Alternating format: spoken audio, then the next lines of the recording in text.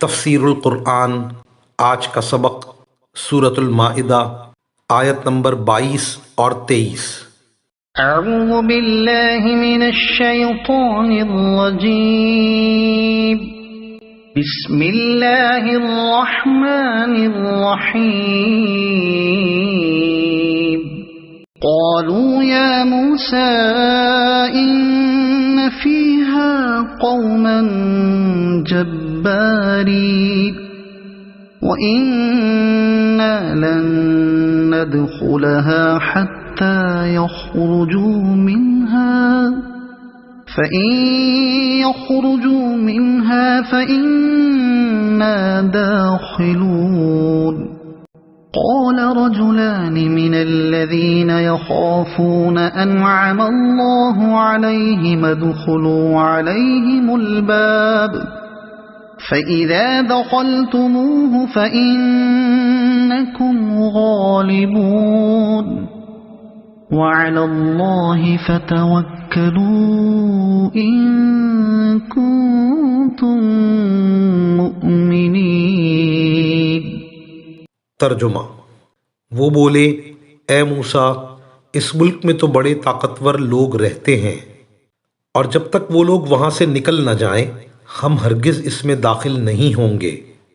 ہاں، اگر وہ وہاں سے نکل جائیں تو بے شک ہم اس میں داخل ہو جائیں گے۔ جو لوگ خدا کا خوف رکھتے تھے ان میں سے دو مرد جن کو اللہ نے اپنے فضل سے نوازا تھا بول اٹھے کہ تم ان پر چڑھائی کر کے شہر کے دروازے میں گھس تو جاؤ، جب گھس جاؤ گے تو تم ہی غالب رہو گے، اور اپنا بھروسہ صرف اللہ پر رکھو اگر تم واقعی صاحب ایمان ہو۔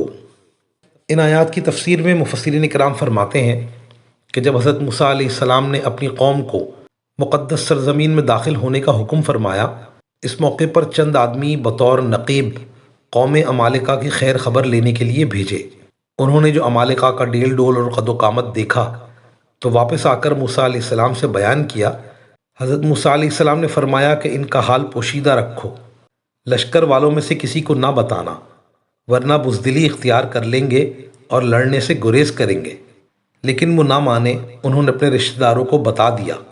البتہ ان میں سے دو حضرات یعنی حضرت یوشع اور حضرت کالب نے حضرت موسیٰ علیہ السلام کی بات پر عمل کیا، اور نہ صرف یہ کہ بنی اسرائیل سے عمالقہ کا حال پوشیدہ رکھا بلکہ بنی اسرائیل کو ہمت اور حوصلہ دلایا کہ چلو آگے بڑھو، دروازے میں داخل ہو، دیکھو اللہ کیسی مدد کرتے ہیں۔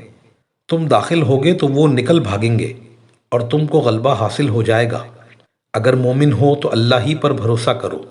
مومن کا کام اللہ پر توکل کرنا ہے، ہٹنا نہیں ہے، خصوصاً جب کہ تمہیں بشارت دی جا رہی ہے کہ یہ زمین اللہ نے تمہارے لیے لکھ دی ہے، تو پھر کیوں پشت پھیرتے ہو؟